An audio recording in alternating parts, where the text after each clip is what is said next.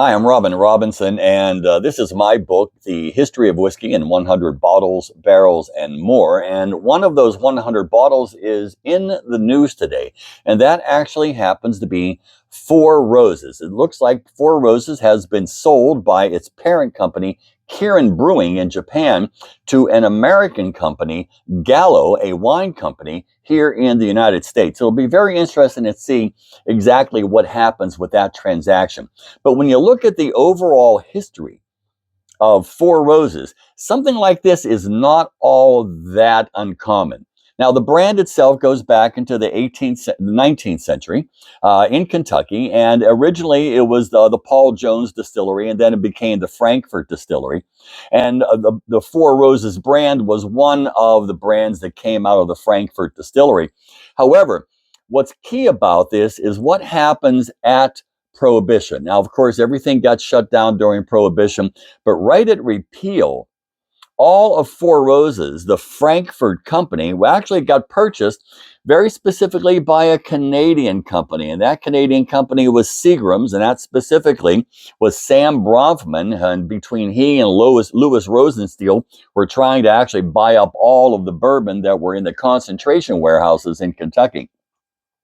And what he did was significant at that time because changing tastes of drinking liquor had changed. People were looking for something lighter, a lot not as heavy. The whole idea of a straight whiskey was way too much for palates of the 1950s of post-war. And what they did was they created something, well, they created this. This was the Four Roses of the mid 20th century, a blended whiskey. And when you look at the mash bill on the back, it's a blended whiskey at 86 proof. The straight whiskeys in this product are 4 years old or more, 40% straight whiskeys, 60% grain neutral spirits. Now, that pretty much fit all of the other types of drinking at that time. There were blended Scotch whiskeys that had a very, very high content of grain whiskeys.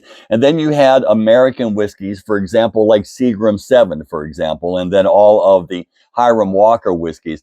And they were very light, but they eventually lost favor. They lost favor, especially when my generation grew up. Now, here's a funny story about this, is that when I was a kid, we would go into the States. I would go into the state store with my dad, and we would be coming back out, and there'd be a whole bunch of guys just kind of like, like maybe drunk or just kind of hanging out in front of the liquor store.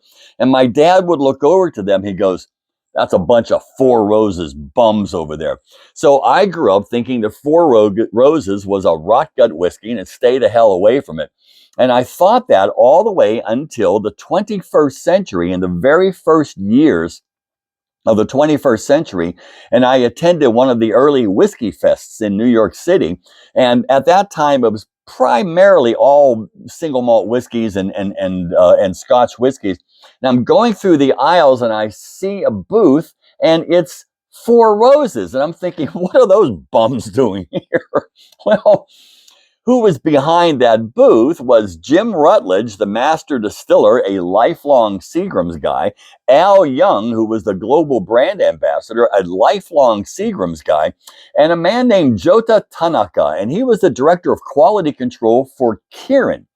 And that's what had happened, because Kirin and Seagram had gotten together, created this marketing and distribution partnership, including the creation of the Fujigotemba distillery in Japan as well.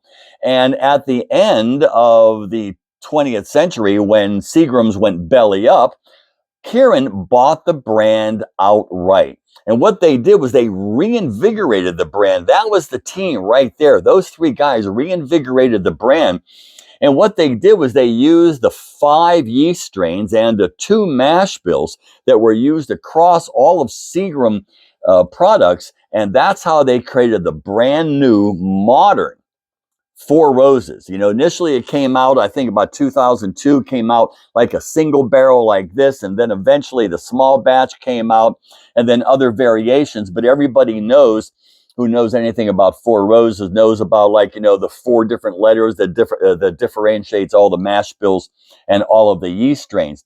And they were one of the first companies to invite people like bartenders and retailers to come down to the warehouse and pick a barrel. They were the first single barrel picks to actually be done in Kentucky. Of course, that's all over the place. So it'll be very interesting to see what happens with this transition from a Japanese beer company to an American wine company. But we're both all looking forward to Four Roses actually, maintaining its glory, its high quality, and we're looking forward to the future of it.